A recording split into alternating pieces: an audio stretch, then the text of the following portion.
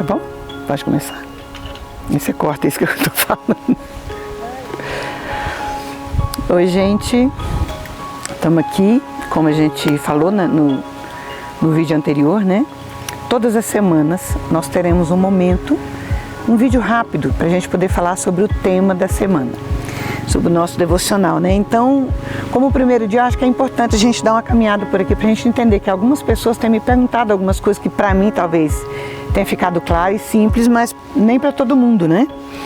Então vamos lá, vamos caminhar comigo nessa parte inicial. Aqui a identidade do adorador, que é você, mas é muito mais importante que essa parte superior, essa parte inferior, que eu pergunto para você: quem é você? Será que eu e você temos noção de quem nós somos?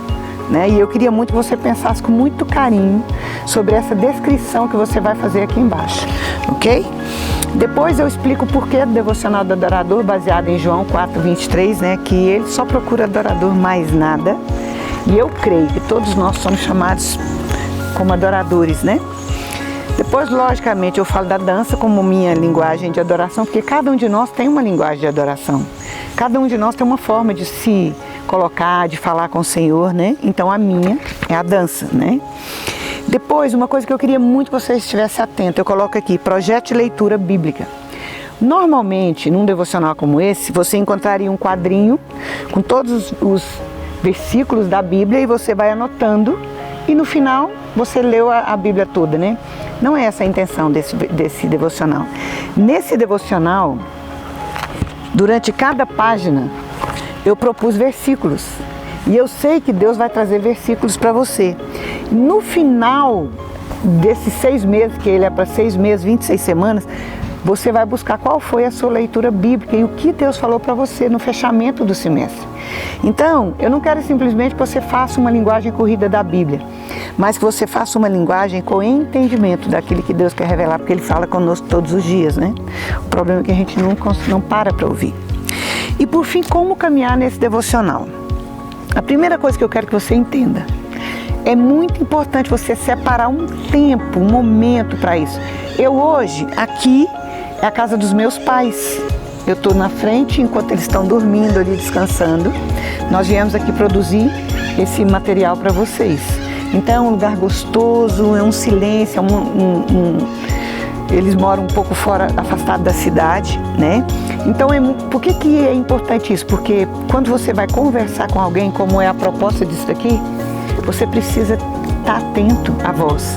Como é que você vai ouvir a voz de Deus se você está em meio a muitas vozes, a muitos sons? Então, a primeira coisa, procure um momento e um lugar especial para conversar com o Senhor, porque a proposta do devocional é uma conversa entre você e o Senhor. O tema dessa semana é Jesus é. Essa é a primeira semana. O tema é Jesus é. A música que Deus nos direcionou para essa semana é Digno de Tudo, da Fernanda Ferro. Tanto você encontra no Spotify quanto no YouTube, né? Mas deixa Deus falar com você nessa música. Enfim, durante essa semana, na segunda-feira, Jesus é uma pessoa. Na terça, Jesus é o Filho de Deus. Na quarta é o Salvador. Na quinta é o Rei dos Reis. Na sexta é o Senhor. No sábado, nosso lugar. E no domingo, Ele é a nossa herança. Jesus é o centro do universo. Jesus é o centro de todas as coisas. Por isso o versículo que eu sempre friso esse versículo, porque dele, por ele e para ele são todas as coisas. E quando você busca estudar a Bíblia, eu quero trazer algumas coisas. É uma palavra que há algum tempo eu ministrei sobre quem é Jesus. E se você pega de Gênesis a Apocalipse, você vai ver através da tipologia. Você sabe o que é tipologia? Tipologia é quando algo aponta para algo. É um tipo que aponta para Jesus. A tipologia ela é muito extensa, ela é muito clara na Bíblia. Todos os personagens bíblicos, quase todos eles, apontam de alguma forma para Jesus, né? Então a primeira coisa que nós temos que entender, ele é visível na vida de cada um dos homens e mulheres que tiveram as suas vidas contadas em toda a Bíblia. Toda a Bíblia se refere a Jesus. Ele é o início e ele é o fim de todas as coisas. Então quando você vai em Adão é o primeiro. Existe o primeiro e o segundo Adão. Existe um Adão que foi reprovado no jardim. Mas existiu um Jesus que foi aprovado no jardim do Getsemane. Adão aponta para Jesus. Quando você vai para Abel, Abel também aponta para Jesus. Abel teve seu sangue derramado. O irmão dele matou ele. Então o sangue de Abel foi derramado inocentemente e ele clama da terra até hoje. Quando você vai para Jesus, é um sangue derramado na terra para a nossa absolvição. O sangue, quem não tem entendimento da Bíblia não entende. Um dia eu fui questionado por uma pessoa, o problema é que vocês falam demais de sangue. Meu amado, sem derramamento de sangue não há remissão de pecado. Só que só um sangue, o sangue de Jesus. Quando nós vamos para Abraão, Abraão ele deixou a sua terra e veio para uma terra distante, direcionado pelo próprio Deus. Jesus deixou a sua terra para salvar o perdido, eu e você. Então Abraão também é uma tipologia que aponta para Jesus. Quando eu vou para Isaac, ele foi oferecido pelo pai no monte, porém ele foi poupado. Jesus ele foi oferecido e sacrificado no monte e o pai não poupou. E eu quero fazer uma parte aqui, um adendo sobre Isaac. Muitos têm a noção de que Isaac era uma criança puxada pelo pai a ser colocado para ser sacrificado ali no monte. Meu amado, Isaac não era uma criança, ele já era adulto, ele já tinha total consciência. E apesar dele ter sido poupado, ele ofereceu a própria vida, da mesma forma que Jesus fez. Ele foi conduzido pelo Pai a um altar, da mesma forma que Jesus foi conduzido pelo Pai até a cruz para morrer por mim e por você. Depois nós vamos para Jacó. Jacó foi ferido e se tornou Israel.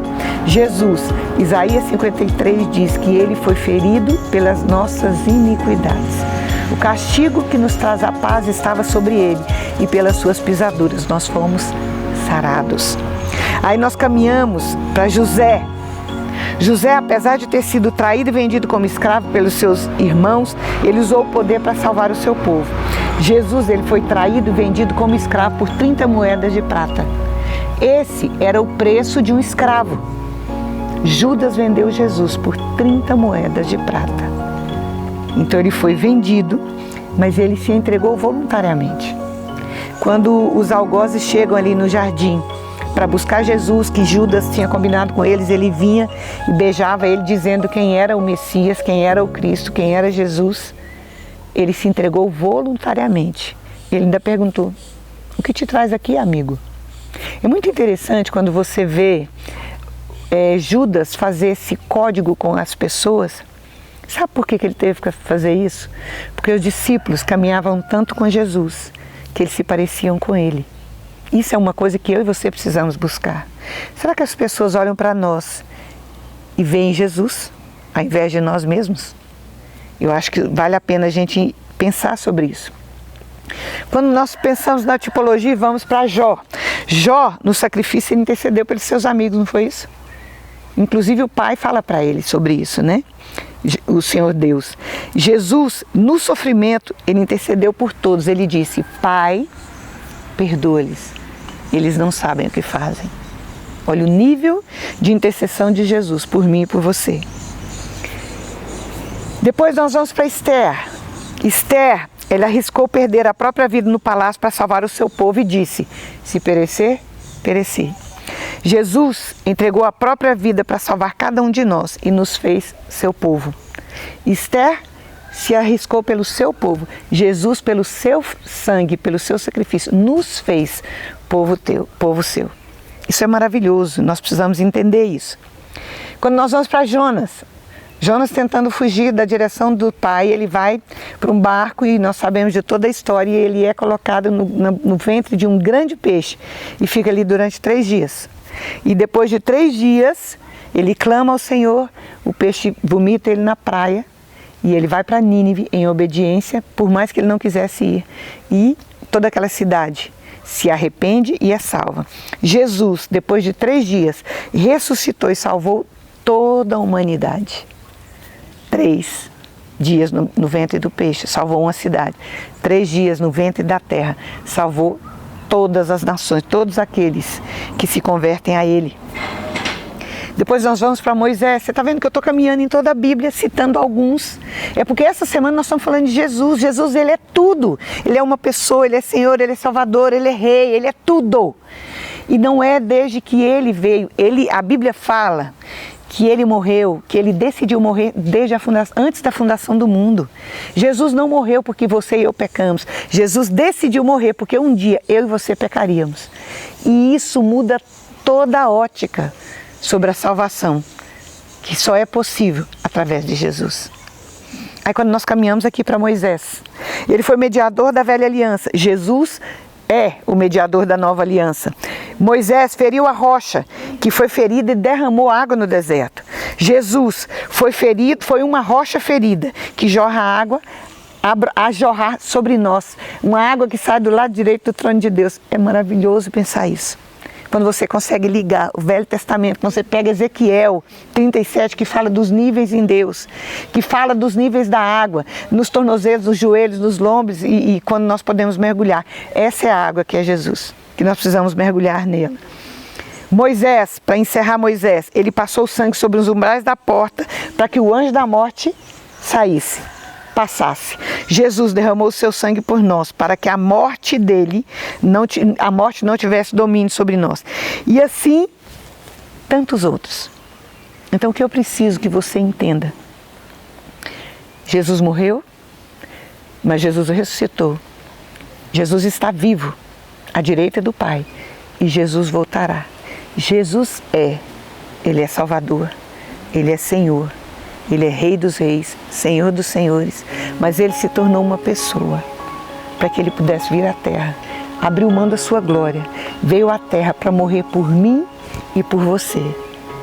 Ele abriu mão de quem Ele era, mas Filipenses diz que por causa do que Ele fez, Ele recebeu um nome, que é sobre todo nome, diante do qual todo joelho se dobrará e toda língua confessará que só Jesus é Senhor. Então eu estou te convidando, nessa primeira semana, para você buscar diante do Senhor quem é Jesus. Quem é Jesus como pessoa? Quem é Jesus como Rei? Quem é Jesus como Senhor? E acima de tudo, quem é Jesus para você? O que esse Jesus tem feito de diferença na sua vida? E o que você tem feito por amor a esse Jesus? Que Ele possa se revelar a você essa semana como nunca. E que no final da semana você possa revelar a outros quem é Jesus. Porque Jesus é. Eu quero orar por você. Eu quero declarar sobre a sua vida uma revelação sobre a pessoa de Jesus que você nunca teve. Jesus, Ele pode ser um ídolo e não tem nenhum valor. Mas quando Jesus se revela a mim, quando eu abro o meu coração para que Ele se revele, eu conheço, eu descubro quem eu sou, porque quando eu descubro quem Ele é, eu descubro quem eu sou. Eu quero declarar sobre a sua vida essa revelação. Pai, toma os teus filhos, cada um deles, aqueles que vão ouvir essa palavra, aqueles que vão buscar a revelação do Senhor. Pai, eu quero declarar uma revelação da tua pessoa, de quem o Senhor é, como poucos deles tiveram, poucos deles entenderam. Senhor, se o Senhor não se revelar a nós, qual é o sentido? E eu quero declarar, Senhor, sobre a vida deles uma unção, uma presença do teu amado Espírito Santo, para que o Senhor possa revelar a eles quem é a pessoa de Jesus. Não é simplesmente um ídolo, não é alguém histórico do passado, mas está vivo, é real, vive e reina para sempre. Então, Senhor, que o Senhor se revele a cada um deles, que nós possamos entender quem Tu és e proclamar aos quatro cantos da terra que só Jesus é Salvador e Senhor, para a glória de Deus Pai. Que o Senhor te abençoe, que o Senhor faça resplandecer o rosto dele sobre você e que o Senhor te dê a paz. Deus te abençoe. Nós nos encontramos na próxima semana.